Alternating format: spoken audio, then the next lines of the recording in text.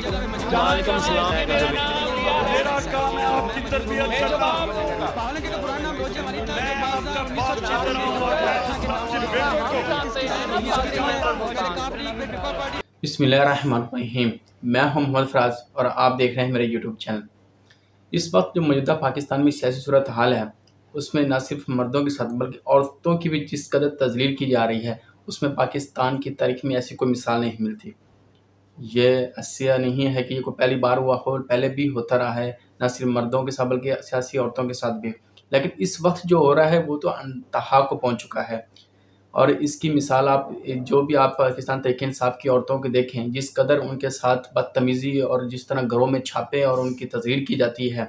और इस वक्त की जो मौजूदा हुकूमत है और वो इसका किस हद तक दिफा करती है, वो आप बखूबी जानते हैं। लेकिन जब पिछली हुकूमत में, पाकिस्तान तहरीक-ए-इंसाफ की हुकूमत में बीबी मरियम के एक केस में गिरफ्तार किया गया, तो उस वक्त की जो अपोजिशन पार्टियाँ थीं, जो इस वक्त की मौजूदा हुकूमती पार्टियाँ हैं, तो वो क्या कहती थी, ज़रा ये सुनिए। खवातीन को इस हुकूमत ने अरेस्ट किया है। आप इतने बेगैरत हो, इतने बेगैरत हो, इस बात तो मर्दों से लड़े, को निकाला जाए। आज आपने मरियम नवाज साहिबा को गिरफ्तार किया है। इस बात में मैं खामोशी, नारेबाजी बिल्कुल। ये थे भुट्टो खानदान के चश्मो चराग बिलावल जरदारी, जिनकी गैरत तो उस वक्त जागती है जब उनके अपने साथ ये सब कुछ हो रहा होता है। और ये सिर्फ एक बिलावल जरदारी साहब नहीं थे, बल्कि तमाम सियासी रहनुमा, चाहे वो पाकिस्तान तहरीक-ए-इंसाफ के हों या पाकिस्तान मुस्लिम लीग नवाज या पीपल पार्टी या और दूसरी सियासी जमातों की हों, इनकी गैरत तब ही जागती है जब इनके साथ कुछ हो रहा होता है। जब यही सब कुछ ये मुखालफों के खिलाफ कर रहे होते हैं, तो ये इसका भरपूर दिफा कर रहे होते हैं। अगर आप देखें तो उस वक्त की जो हुकूमती जमात थी पाकिस्तान तहरीक-ए-इंसाफ और उनकी इत्तेहादी, वो ऐसी ही जो सियासी गिरफ्तारियाँ थीं उनका दिफा करते थे, भरपूर उनको आकर न सिर्फ टॉक शोज़ में बल्कि आम लोगों के सामने उसका दिफा करते थे, और आज वो इस पर रोना पीटना शुरू कर देते हैं। तो जब ये हुकूमत में होते हैं तो ये इनको लगता है कि ये सब कुछ ठीक हो रहा है, और लेकिन जब अपोजिशन में होते हैं तो ये इनकी गैरत भी तब जागती है, इनकी इज़्ज़त भी तब जागती है, इनका तब इंसाफ, हकूक़, आइन, असूल ये सब कुछ तब ही जागते हैं जब सब कुछ इनके साथ हो रहा होता है। लेकिन जब यही सब कुछ ये मुखालफों के खिलाफ कर रहे होते हैं, तब इनकी गैरत भी सो जाती है, इनका ज़मीर भी सो जाता है, इनकी इज़्ज़त भी सो जाती है, और ये सब कुछ उनका दिफा करते हैं। तो ये बड़ा अलमिया है पाकिस्तान के लिए और हमारी आने वाली नस्लों के लिए कि हमारे जो सियासतदान, जिन्होंने हमें मुस्तकबिल देना था, हमारे लोगों की इज़्ज़त करनी थी, हमारे आने वाली नस्लों का दिफा करना था और उनको एक नया मुस्तकबिल देना था,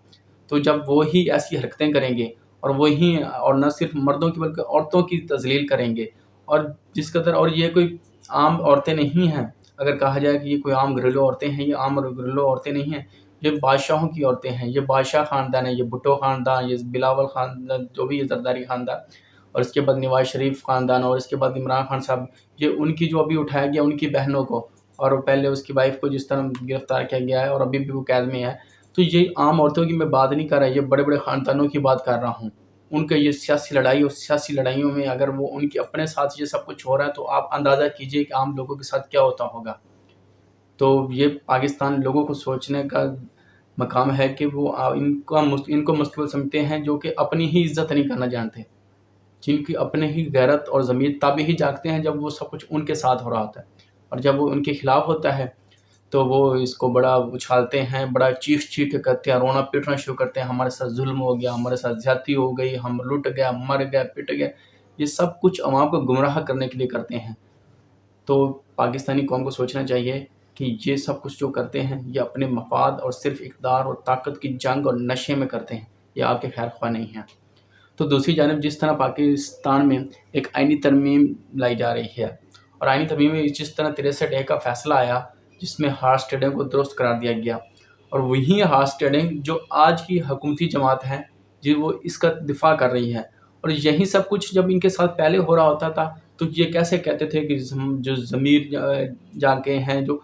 पहले पाकिस्तान तहरीक-ए-इंसाफ की हुकूमत में सादिक सजरानी के ख़िलाफ़ जो अदम एतमाद आई थी,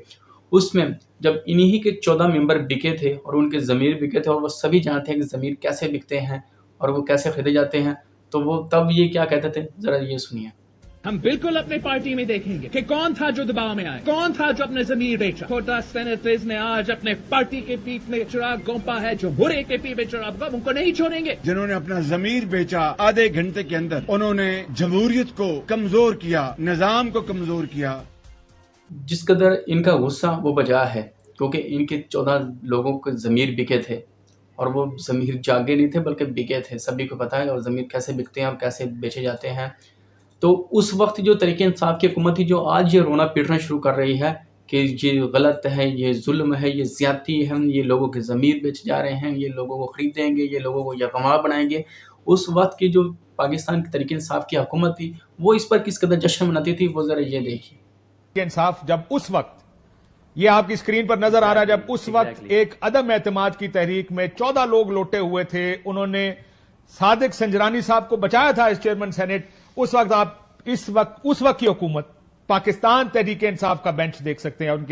ان کی جو سائیڈ ہے ان کا فلور دیکھ سکتے ہیں، جشن منائے جا رہے ہیں۔ سو اس دیکھیے وہ کس قدر جشن منا رہی ہے، وہ اس کو فل انجوائے کر رہی ہے۔ وہ کہہ رہی ہے کہ ہماری جیت ہوئی ہے، جمہوریت کی جیت ہوئی ہے، کیونکہ انہوں نے 14 لوگوں کو سیل کیا اور 14 لوگوں کو بکاؤ مال جو تھا ان کو انہوں نے بیچا، خریدا، اور یہ سب کچھ اس کو جائز اور اس پر جشن منا رہے ہیں۔ یہ وہ طریقہ انصاف ہے جو آج اس پر رونا پٹنا شروع کر رہی ہے کہ یہ زیادتی ہے، یہ ظلم ہے، یہ غلط ہے، یہ ہے، یہ وہ ہے۔ تو یہ لوگ خود تو گمراہ ہیں ہی ہیں، لوگوں کو بھی گمراہ کر رہے ہیں، اور لوگ سمجھنے کو تیار ہی نہیں۔ وہ سمجھتے ہیں کہ شاید یہی ہمارے خیر خواہ ہیں، اور وہ انہی کو مسیح سمجھتے ہیں جو کہ صرف اپنے اقتدار کے لیے، اپنی طاقت کے لیے، اور اپنی طاقت میں اس قدر اندھے اور اس نشے میں اس قدر مبتلا ہو جاتے ہیں کہ ان کو صحیح و غلط کی تمیز ہی نہیں رہتی۔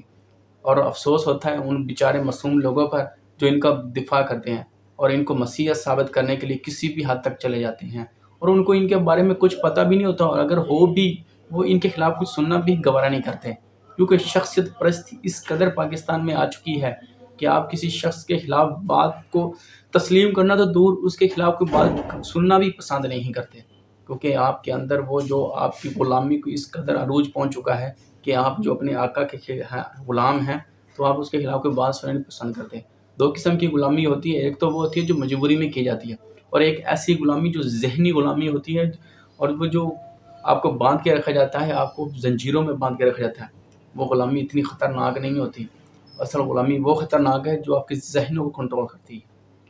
اور یہ افسوس اور سوچنے کا مقام ہے، اور پاکستانی نسل کے لیے سوچنے کا مقام ہے کہ آپ جن کو اپنا مسیحا اور سمجھتے ہیں، اور جن کو آپ کو لگتا ہے کہ شاید یہ ہمارے لیے بہتر ہیں اور یہ ہمارے آنے والی نسلوں کا مستقبل سنوارے گے، سب سے بڑی آپ کی خام خیالی ہے۔ خدا پاکستان کا حامی و ناصر ہو۔